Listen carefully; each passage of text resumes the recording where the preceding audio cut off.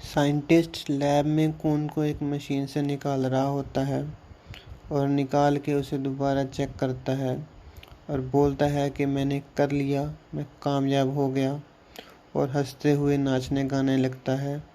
अकेले ही पूरी लैब में चक्कर लगाता रहता है। इस मस्ती में लैब के अंदर गोला खुल चुका होता है और डरावनी ऊंची आवाज़ आती है कि ओ सिकंदर, इनाम में तुझे क्या चाहिए। ये खुद को संभालते हुए गोले के आगे जाके झुकता है और बोलता है कि मुझे अपना नाम शहर की हर ज़ुबान पे चाहिए। बस इतनी सी ही इच्छा है मेरी तो मेरे आका। अंदर से आवाज़ आती है, बस इतना ही? मैं तो तुम्हारा नाम इस दुनिया की हर ज़ुबान पे ला दूँ। तुमने मांगा भी तो बस एक यही शहर।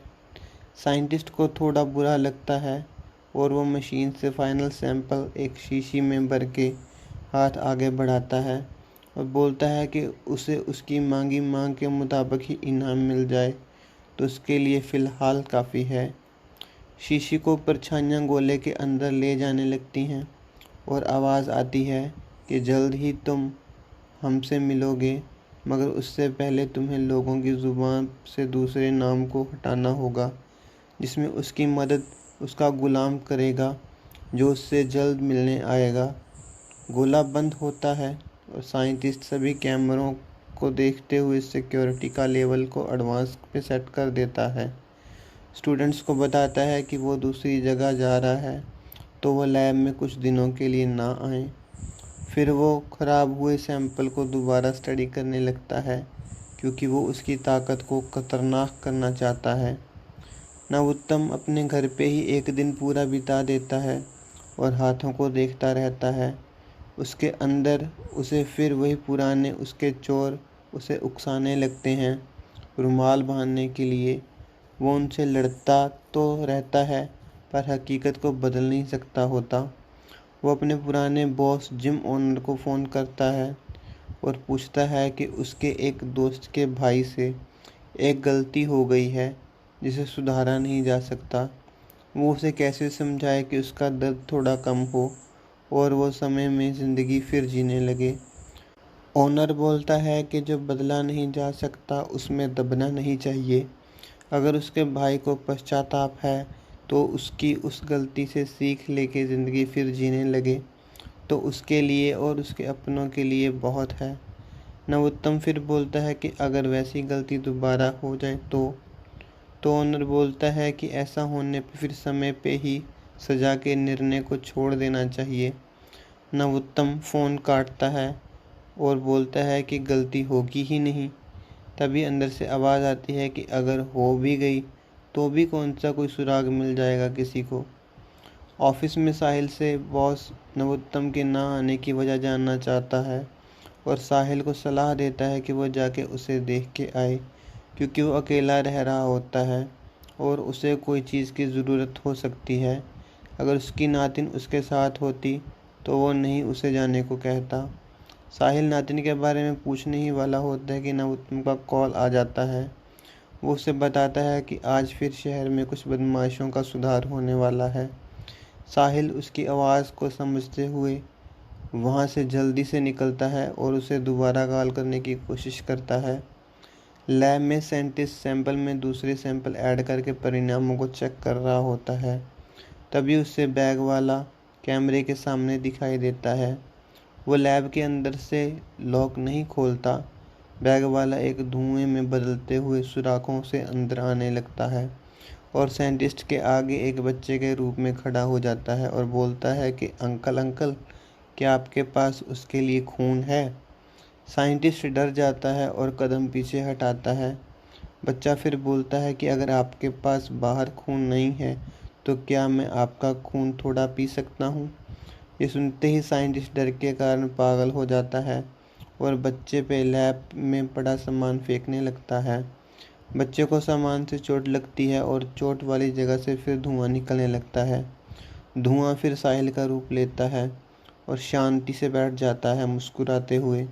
साइंटिस्ट उसके बैठ जाने पे सामान फेंकना बंद करता है और पूछता है कि वो कौन है। वो बताता है कि वो भी अंधेरे का सेवक है और उसकी मदद करने आया है, क्योंकि उसे एक नाम ज़ुबान से मिटाना है ताकि उसका इनाम उसे मिल सके। साइंटिस्ट हंसता है और उसकी आंखों में चमक बढ़ जाती है। साहिल को एक के बाद एक कई जगह से रुमाल वाले एलियन की खबरें आने लगती हैं, पर वो नवोत्तम को जाने से पहले पकड़ नहीं पा रहा होता। शहर की पुलिस और आम लोगों के बीच माहौल फिर गर्म होने लगता है। नवोत्तम बहुत बदमाशों को सबक सिखा चुका होता है और उन शरारती मोबिलेनियम वालों को भी, जो लाइक बढ़ाने के चक्कर में उसे बुलाते हैं नकली लड़ाई करके। साहिल ऐसी खबरों के कारण नवोत्तम से खफा हो जाता है और खुद पुल के नीचे गाड़ी रोक के बचाओ बचाओ चिल्लाने लगता है। कुछ समय के बाद वहां नवोत्तम आता है और उसकी आंखों में अजीब सा नशा होता है। वो गाड़ी के दरवाजे को तोड़ के अलग करता है और साहिल को बिना देखे गले से पकड़ बाहर निकालता है। साहिल बाहर निकलते ही उसे एक थप्पड़ लगाता है और उसका रुमाल उतारता है। नवोत्तम के होश ठिकाने पे आते हैं और साहिल का नाराज़गी भरा चेहरा देख वो समझ जाता है कि उससे गड़बड़ हो गई है। साहिल उसे फिर कस के गले से लगाता है और बोलता है कि उसने ज़िंदगी में उस जैसा दोस्त हमेशा मांगा था, पर यह नहीं मांगा था कि वो दोस्त शक्तिमान हो। वो बस एक आम दोस्ती चाहता था, आम इंसान जैसा, उसके जैसा। नवोत्तम उसकी बात सुन टूट जाता है और घुटनों पे बैठ जाता है और बोलता है कि ये शक्ति, ये शरीर, ये दोस्त कुछ ही दिनों का मेहमान है उसकी ज़िंदगी में, क्योंकि उसकी शक्ति उसके काबू में नहीं है और वो इसे रोकने के लिए खुद को ख़त्म कर देगा।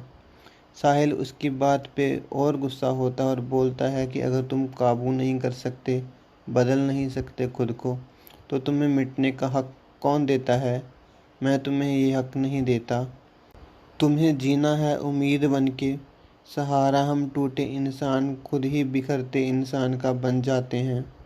तुम बस उम्मीद बने रहो हमारी। साहिल फिर उसे गले लगाता है और दोनों दोस्तों के आंसू बहते रहते हैं। फिर शक्तिमान के रूप में नवोत्तम अपनी कुछ सुधरने वाली गलतियों को सुधारने लगता है और न्यूज़ में एलियन के बाद अब शक्तिमान का नाम आने लगता है, जबकि कुछ न्यूज़ वाले इस सब को एक ही सिक्के के दो पहलू बनाने लगते हैं। साहिल समझ चुका होता है कि लोगों के अंदर बनी उम्मीद टूटने लग जाएगी अगर ऐसा नवोत्तम दोबारा करेगा तो। तभी एक दूसरी खबर आने लगती है कि शहर में एलियन और शक्तिमान के बाद एक और मुसीबत आ गई है, जो लोगों को खिलौने की तरह हवा में उछालती है और जब तक वो डर से बेहोश नहीं हो जाते, उन्हें हवा में ही ऊपर उठाती जाती है। साहिल ये खबर नवोत्तम को बताता है कॉल करके और उसे उसी इलाके में पहुंचने को बोलता है, पर नवोत्तम बनके। कुछ समय के बाद दोनों उस मुसीबत को न्यूज़ में रिपोर्ट कर रहे होते हैं।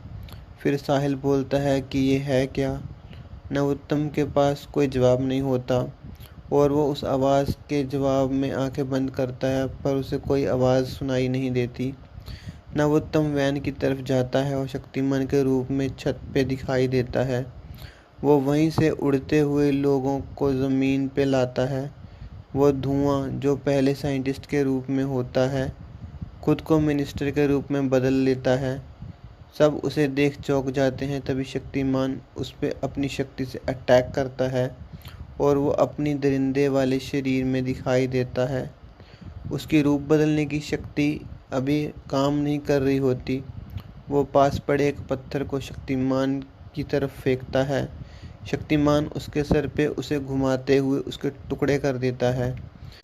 दरिंदा फिर अपने अलग होने वाले नाखूनों से वार करता है, जिससे बचते हुए शक्तिमान उसे वहां से लेके छत पे आ जाता है घुमाते हुए।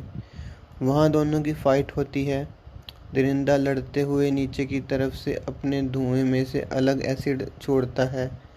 फाइट को सभी न्यूज़ वाले रिपोर्ट कर रहे होते हैं कि तभी दूसरी छत पे उन्हें रुमाल वाला एलियन दिखाई देता है, जिसे देख साहिल समझ आता है कि कोई छिपे हुए चेहरे का फ़ायदा उठाना चाहता है।